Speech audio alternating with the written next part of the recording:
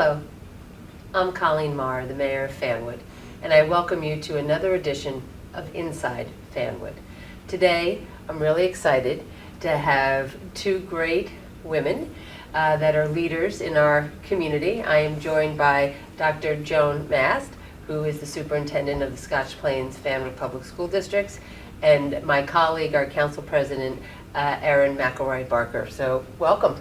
Thank you. Welcome. Thank you. So this segment, we're going to talk a little bit about what's going on in the public schools, what's going on in the districts. As we sit here today, the board is working on your budget. That's right. We just received news, I guess collectively we all received news that Governor Murphy has put another $50 million into education through additional aid coming from the state into our districts, and that our district received about $600,000. That's right. $600,000. So this is a really timely conversation to talk about and give you an opportunity, since you've taken the helm recently at the Yes. public school system, about what's going on. So welcome. Thank you, Colleen. Welcome. So people, know your face because you've been in the district for about 20 years working, but really have gotten to really know you in the last 6 months as the superintendent. Yes, I've been trying to be around and about and very visible. It's important to be accessible to all of our stakeholders. So I've been working on that, and in budget season in particular, Right. I've been listening to you and to the Scotch Plains mayor about the concerns of tax dollars and the burden on taxpayers. We appreciate that. So I know that the programs that we have to be very thoughtful about it. And though, as the new superintendent, I do have ideas of new programming. Sure. I know that the funding is not infinite. So the news from the governor was helpful. Sure, very timely. Because it allowed us to stay within the 2% cap and not increase the burden on the taxpayers beyond that. That's great. So, Council President, you've had the opportunity to serve, you're in your second term Yes. as we speak, and you've also been a liaison to the Board of Education over Yes. the course of years, and education is near and dear to your heart, and I know that we both welcome the superintendent. Yeah, and I guess I was the liaison for a couple years in my first term early on, and I have noticed a distinct change in tone and public presence from the school system since you came on. And I admire how forward you've been in communication, especially when we've had incidents in the community since you came on that have caused a great deal of concern, a couple racial incidents, and so I admire what appears to be the way you are moving forward with the district. And I'm wondering if you can talk at all about what some of your ideas are in terms of the direction you want to take the district in now. So I think just the challenges that I've faced to date are they involve people. So the way that we find solutions to people problems is to engage people in the solutions. Mm-hmm. There's a Japanese expression that says, when you have 3 people in a room, you definitely have a genius. So I know we always have the answer to our problems if we work on them together. So around some of the racial incidents that had occurred, parents and students had come forward, and they talked about what are we going to do for all of our students to feel safe in our school. Now, you could talk to the majority of our students and the majority of our parents, and they feel very safe in our schools. Right.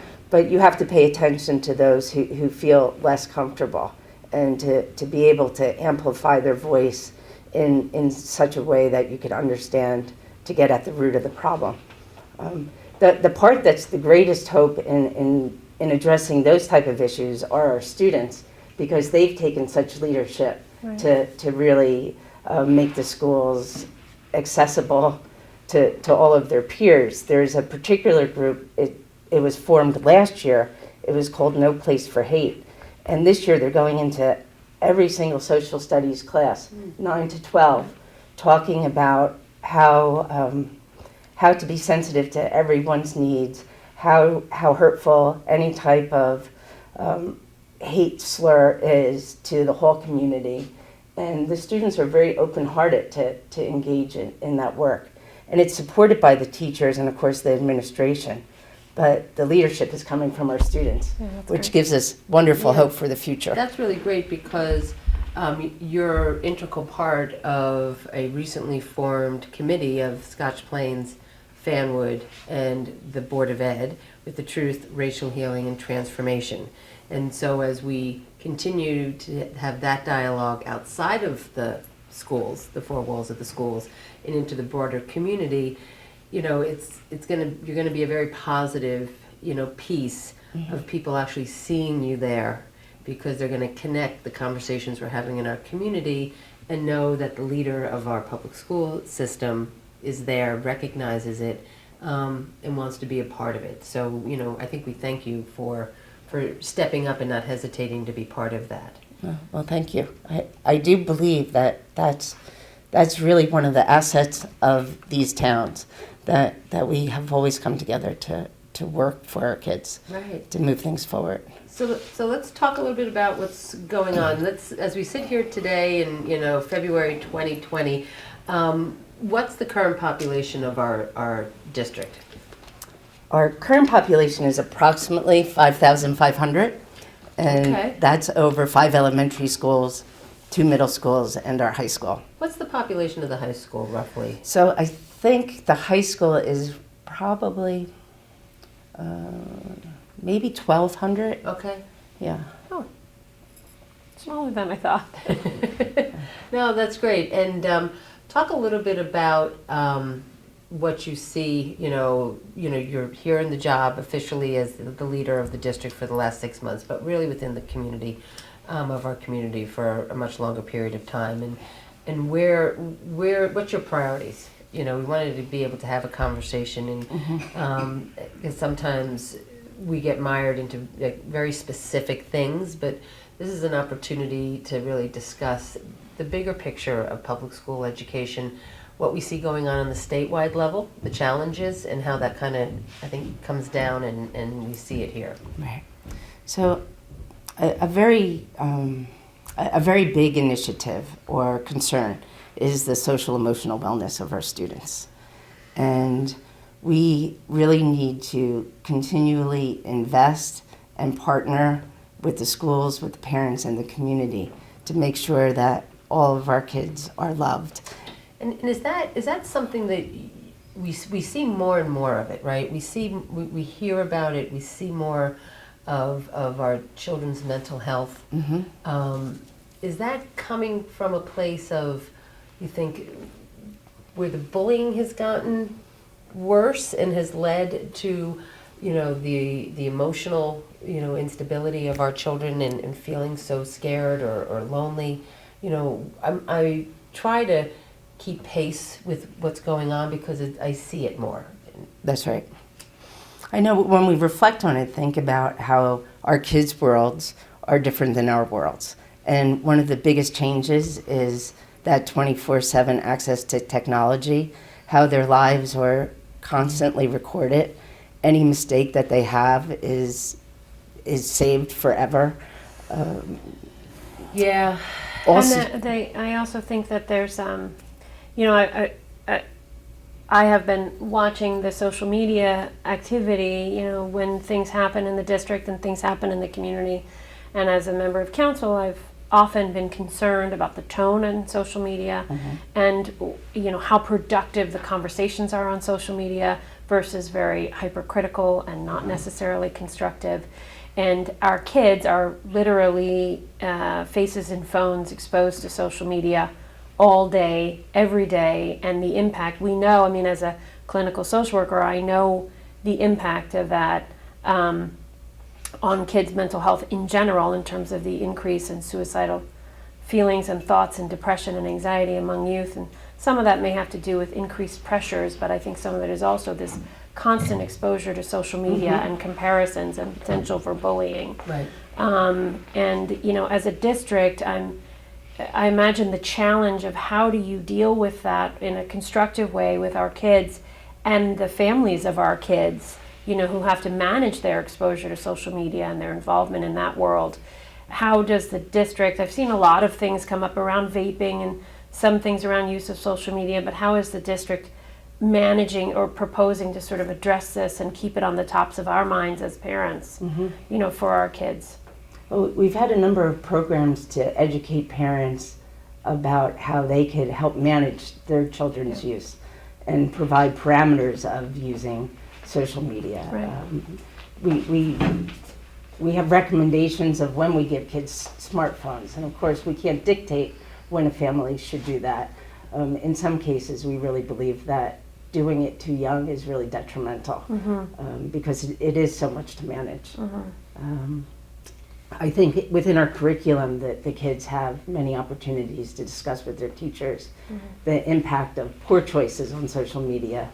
However, we also know the formation of the adolescent brain, they are very instantaneous in their responses often. And even though cognitively they know that they shouldn't do it, they don't have a rewind button to change a choice. So I would say some adults suffer the same. Yes, I think it's affecting all of us. The sort of need to react immediately and ferociously to whatever it is in the moment. So I know for me this year, I had a new level of learning of how hurtful social media can be. So in the past, teachers would come to me and say, "Dr. Mass, these things are posted about me on social media," and my insensitive response was, just don't look at it. But it's there. So this year there were a couple of topics that the community brought to myself and to the board, and they were valid topics, and we were responding to them immediately. But it just took on a whole life of judgment that is in partial truths and misinformation. And unfortunately, I think not productive, right? Not productive really at all for our kids and our community in terms of setting a tone and working together and having respectful conversations. That's not particularly helpful. So one of the things that I find to try to combat some of that, having been a mayor, for several terms and having to guide the community through conversations that are both easy and hard, is to never give up on the constant communication, right? To constantly be there and talking, about and being as transparent as possible and giving people opportunities. So let's talk a little bit about some of, as we sit here with the budget, what's going on with this year's budget and some of the priorities. If there's some facilities issues that you're going to be advancing in the budget, and really at the end of the day, how can municipal government work well with the Board of Education, knowing that you're about 60% of the tax dollars that flow, we're about 20, so combined, we're 80% of our residents' hard-earned tax dollars. That's right. Well, the biggest priority this year is not necessarily facilities, but it's how we use time. So often in public education, we continue to do what we have done in the past, and we do that because it's effective. But going back to the social emotional needs of the students, using time differently, particularly in the high school, has been something that we've been very interested in changing. And this year we were able to plan it as a pilot to start a block schedule for next year at the high school. So though that's just time, and time is somewhat fixed, even though we're structuring it differently, it's going to cause some facility investment to make space for kids to have unit lunches and things like that. So I don't want to have everyone assume what block scheduling is, right? So, I think most of us understand we drop our kids off at one time and they come out of the building at another. So it's really how you are programming their day now, which is going to be different. That's right. So currently a student would have 8 classes in one day. And in a block schedule, they're going to have 4 classes on a day A and 4 classes on a day B. That would be maximum. Most students would have 4 classes and 3 classes in a study hall. Right. But for those who have, who don't want to do the study hall, will have opportunity to take an additional class. And what does the district see as the benefit of moving to a block schedule? So the benefit, if you talk to the students, is that they only have to prepare for 3 classes or 4 classes each day, rather than their entire schedule. And it's less frenetic going from class to class, Sure. that they enter a room and they have deeper learning. It's easier for them to build relationships with the teachers, Okay. with each other. So There's potentially multiple benefits, and I know a lot of other districts are already doing this and have been doing this for many years. yes, we're actually late adopters to Right. it. So you've seen in terms of the research around learning that this block scheduling may actually serve students' learning and emotional wellness more fully. That's right. Yeah. That's right. Well, that's great, and I think in any way that we can support that conversation is important, because I know that there's a lot of chatter and conversations about that. What else is going on as you're There's heading into the another initiative that is somewhat controversial, but it's putting lights on the field. So we want to illuminate both our football field and our soccer field. Sure.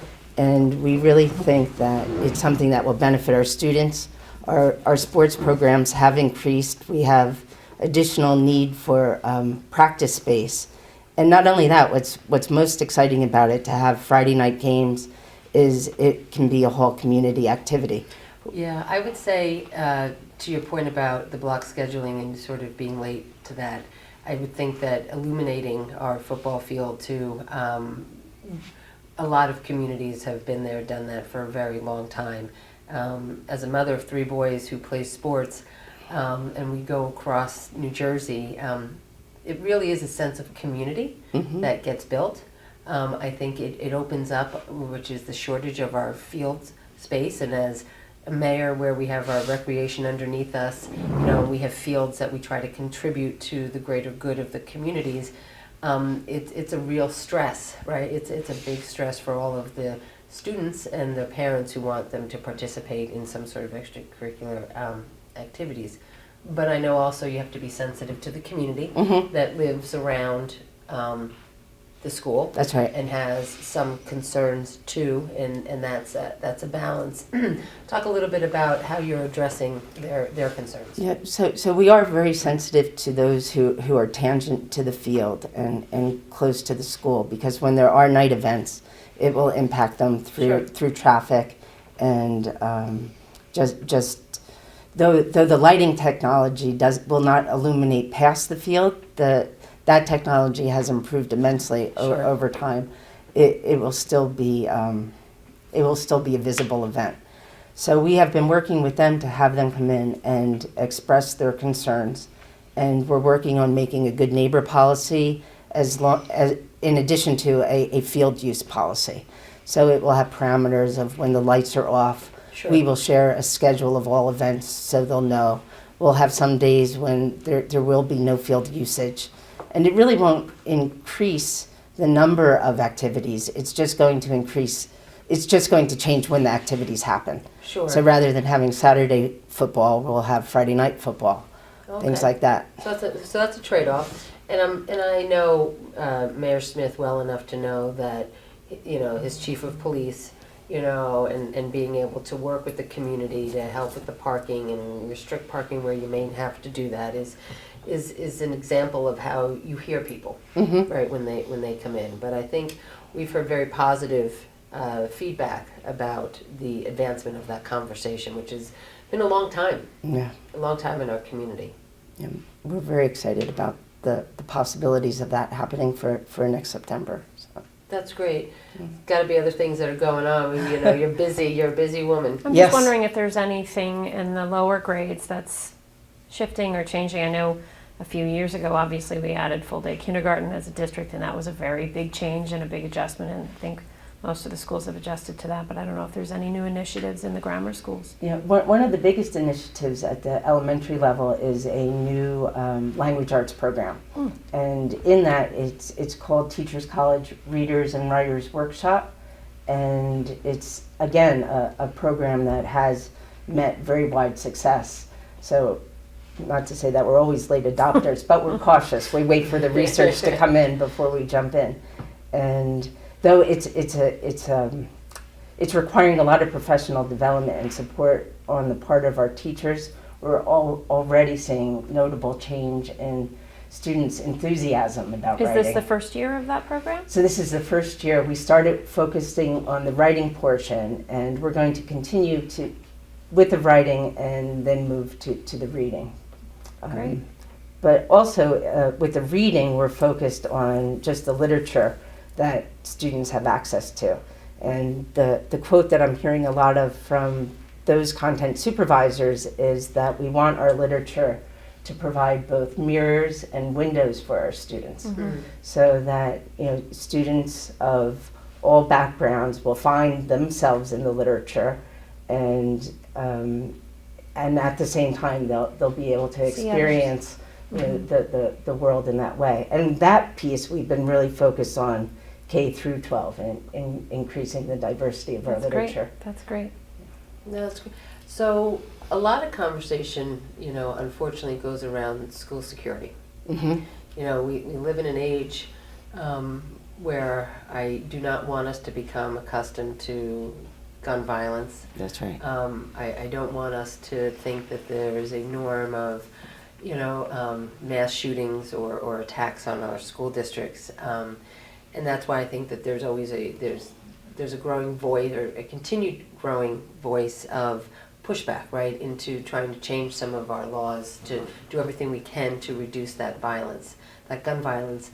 Talk a little bit about, from the facility point of view, what you've seen over maybe the last several years, and really where your priorities are with the security. Yeah. The security rollout has really been very intense over the past few years. For example, the addition of cameras both outside and inside our schools. Right. We have finished the installation of vestibules in all of our schools, and we're doing finishing touches to make those the main entry points for everyone. We have police officers in every school as part of the safety plan, and those officers are very much a part of the community, our school community. So students recognize that they're valued friends, Right. and they develop positive relationships with police. Because you do hear now conversations about all the drills and the lockdowns and what that is doing to the mental health of some of our children. So it goes back to that balance, right, of knowing we need to do something, but understanding that it actually is impacting our children, and I'm sure that's not lost on you. Yeah, not at all. When I'm in schools and those drills happen, it really is very intense, even for the adults. So it's easy to recognize that it's even harder on our kids. What's important is being able to have the dialogue about it and why it's important, and the kids are able to understand that. Right. And so the last piece of sort of the public safety and the health with the facilities is there's a lot of talk now as we sit here about the coronavirus, and a lot of comments being made, a lot of calls for information. Again, we're responsible for the public health and well-being, right, of our community.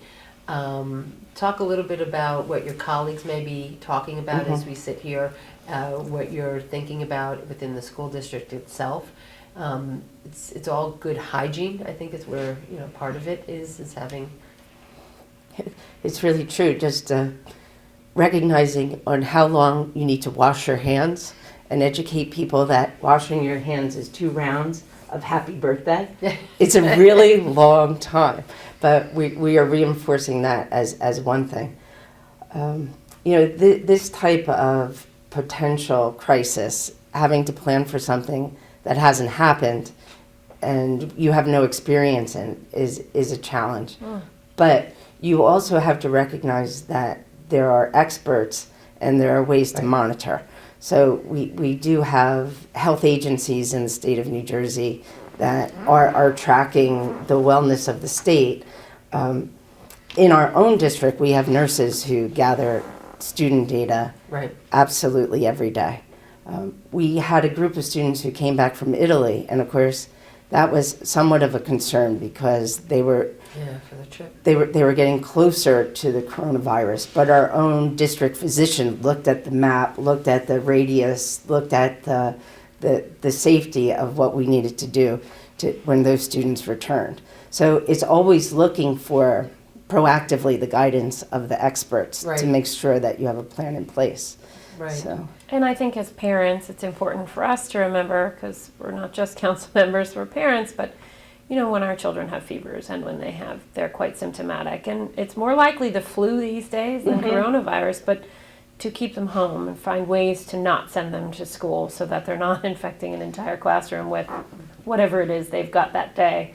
I work in a hospital, and that's sort of our safest thing is we have a lot of people who, when they're symptomatic, they don't come to clinic, and we don't necessarily encourage it if we can manage symptoms by phone and in other ways. And so as parents, I think we should all remember too to stay home if you're sick. Thank you. That too has Stay been home part if of you're sick. part of my messaging. Yeah. It's really important to not send a sick child to Right. school. Right. Yeah. So one final topic I want to just touch on for the community to understand that we have been working together on a shared service committee for many years. That's right. Where Scotch Plains leaders and decision makers and Fanwood and the Board of Ed meet on a pretty regular basis because we all know that there is just a pot of money that comes to us through taxes, and we are sensitive to the 2% cap and also redundancies and really working together. And I am always eager and looking for ways that I think that the school districts and local government can work together. And I know from our point of view, we have a wonderful relationship with our public works department and your facilities, and that there's a lot of things that are handshake deals, or phones that can be picked up, and you have electricians, and during snow we have plows, and we can just we very try to easily work together. But the importance of really hitting on some of those bigger topics, I think, where we find that we spend money is I think critical conversations. Yeah, that's something we need to continue to explore. Yes. Yeah. Yeah, I do, because I think that we have purchasing power with whatever we are purchasing and whatever the school district is purchasing. And I know that we've tried ways of whether we tried recycling contracts, but it is my hope that as you go forward and you're settling in, that we kind of look at sort of maybe some out of the box thinking, of where we could save money or ideas, because at the end, we're all one community. That's right. Yeah. It's all the same pot. It is, and we all do it because we believe it can make a difference. That's right.